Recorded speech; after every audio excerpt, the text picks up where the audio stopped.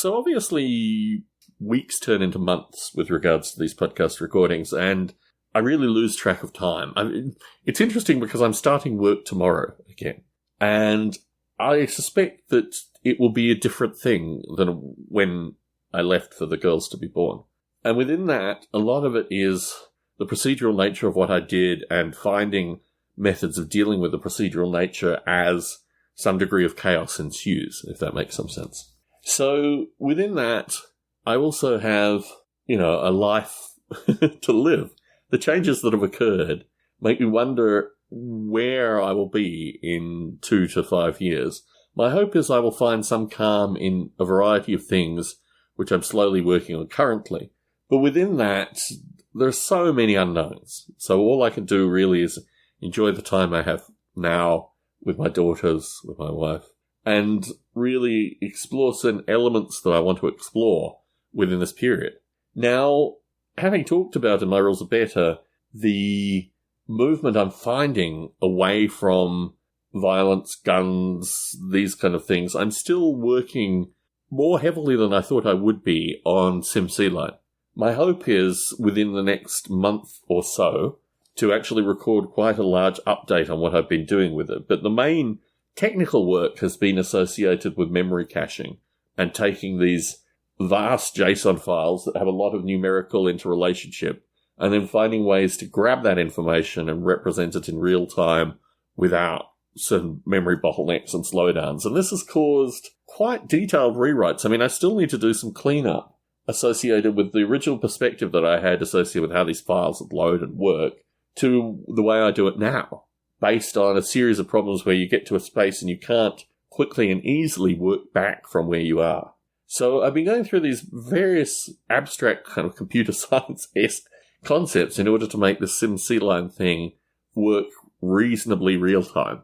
And it's interesting, actually, because I've had basic radio silence on this while I've worked through it, because it's just too nerdy, even for YouTube, to describe what's going on here. But I think SimCline will certainly be at a state where I can start showing some of the aspects of what I've been working on.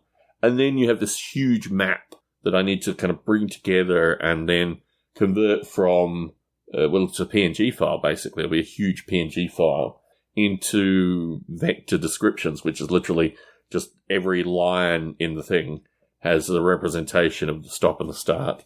Buildings have representations of their I don't know, rectangularness, for want of a better term. And then there's a whole lot of bits and pieces in between. So I'm at a stage currently which, when I did what was called the Nirvana project at the time, became Noble Ape, now the Ape SDK, there were periods of relatively constant updates that I could show. The biggest movement from that was when I had a real-time landscape visualization component, and that took about 18 months of relative silence while I developed that to the capacity that could be used. And I think, well, it's certainly still used in the Ape SDK, that thing. The other things like porting from what was called classic Mac OS or something into Carbon, which enabled it to be run on Mac OS X. And that was a similar length of time where I was just doing incremental, and I did talk about stuff then, but it still was ethereal for the general user. And really that work was what enabled Apple to pick up the simulation.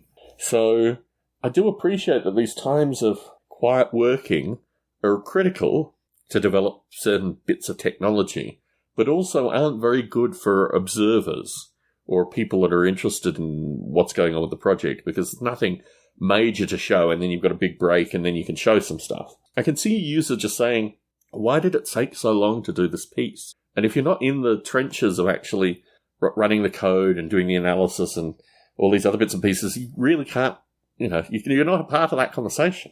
So my hope is that SimCline will define a body of work in the next, 2 to 4 years, potentially. It's a very long-term thing, and this kind of long-term programming is the antithesis of having folks like Bob Mottram involved. So it's time-consuming, not particularly publicly facing, and really, when you talk to people about it, they're like, well, we could see the commits into the source code, but no one ever says that. there seems to be some energy being used that no one has any access to, and then it just appears as almost a new thing. Or really, for the skeptical, something that looks very similar to what was there previously, but because they don't appreciate the nuances and the distinction between the movement. I don't know. Anyway, so that's SimCline, an ongoing project. I also have been doing bits and pieces of writing with the view that if I had some ongoing publishing effort, if I had an ongoing series of stories that I was developing over time, that would generate some kind of, potential reader base, potentially. So I'm starting that with the view that I have a large backdrop of writing, none of which was published. And I'm really very close to the end of Just Plain Chaos, which also hopefully will be published writing at some stage. I put in the feed the Shok-Chi death discussion, and I'm really very mindful of that still. Now we know what he died from. It's a lot more, I don't know, not necessarily clinical, not necessarily negative, but just that this individual really wasted their legacy, fundamentally. And it's a really interesting, certainly when I spent time with Wozniak and these kind of people, the notion of legacy was absolutely critical in the forefront of their memories, in fact. Like, literally, they were constantly doing things in their lives to create this thing about legacy, this impact around legacy. So I'm relatively mindful that I really have given up on that whole thing, the whole notion of legacy. But at the same point, I want to do interesting stuff that resonates with a certain group of people. And I think that's what's going to come out of SimCline. My real concern is that the length of time to do these things is such where, for people that are passively observing this, it's not going to be like my historical work, which at least had incremental progress within a couple of months. You'd add various things within a couple of months. Whereas the vastness of this and the choices, the technical choices you have to make to go through it, is very much associated with, I want this technology to work and be usable for 15 to 20 years' time and not be a bottleneck. And at each of these points, there's pre-existing software that does kind of like what I'm looking for, but not quite everything. And I've gone for the realm of kind of hand-rolling everything to get it to do exactly what I want, which really is not a contemporary, you just stack stuff now. You find things that are kind of like what you want, you stack them together, and you get kind of like what you want with some deficiencies, but no one ever cares about that because of the rapidity of getting stuff out. And I've chosen a different direction for this, and this might be a long-term problem. Certainly, in bringing people into this kind of software development, using existing on-the-shelf software is always preferable. So I'm bucking a number of trends here, which could really be to my detriment. However, I'm getting software that does exactly what I want specifically for this purpose. And I think within this purpose, there are certainly practical applications for, speedy JSON parsing and memory caching around particularly curious JSON objects and these kind of things. I mean, all these things bring benefit to some portion of the population if they choose to discover or interact with it, which is really the difficulty once you actually write the software. So that, I think, is SimCline in an incredibly obtuse soundbite. And it's ongoing, and I can't predict. My hope is, like I was saying, within the next month, another YouTube release. Not sure whether people actually watch those things, but it'll be interesting actually to see how many people have watched it in the 8 months since I did the last one. Wait and see, I guess. In addition, I've been, unpacking a lot of the PTSD that I have from San Jose, which has been really a very curious process. And other than that, I don't know. I find myself in various, mainly through what I'm reading, which tends to be Second World War, reflective biographies of various people. So somewhere through here, I need to restart Model Rail Radio as well. And I'm getting to the stage where I think I just record a few more episodes and put them out.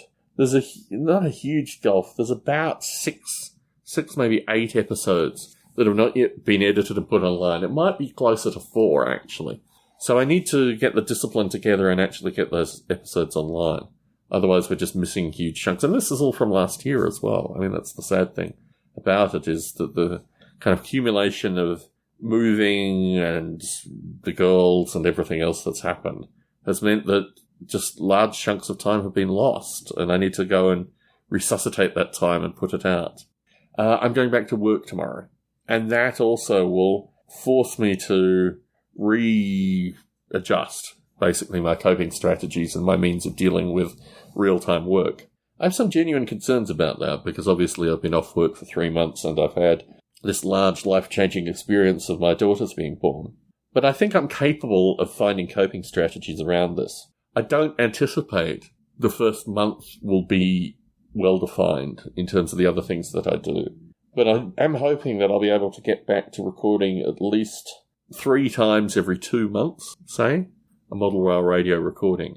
And for me, it's a social outing more than anything. It gives me an opportunity to talk with long-term friends. Although the whole format associated with what's happening with model railroading and also kind of collective change in a variety of the participants means that, model rail radio is not the same thing as it was even 6 months ago.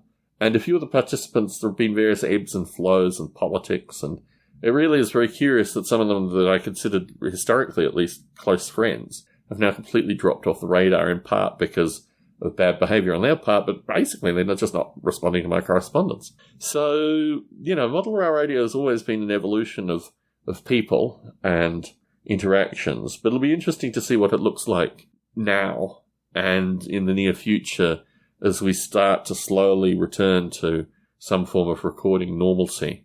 And I think, it's probably one of the most interesting times in model rail radio, because there are so many deficiencies that I just need to catch up with. At the same time, my life is such that I just there's nothing that I could have done more. I did edit a single episode and put together some episodes while I was, through this thing as my daughters were born. But I think I need to change certain aspects of the format too. Maybe limit the shows to an hour and a half, perhaps. Something just to get back into the step of things, I think. And obviously catching up with the old recordings, getting them in the feed, getting that all live and working again is pretty important. And I probably need to actually start declaring time to do that, like formalise. Got to get these episodes post-produced and out. So that will definitely be to be continued in the upcoming months to see what that looks like, both in terms of the historical recordings getting out and then in terms of new live recordings being done. So I think this probably wraps up a long funk recording. There are other topics that I've been thinking about recently, but I'll probably have to share those with you at another time. Tom Barbalet in San Jose, signing out.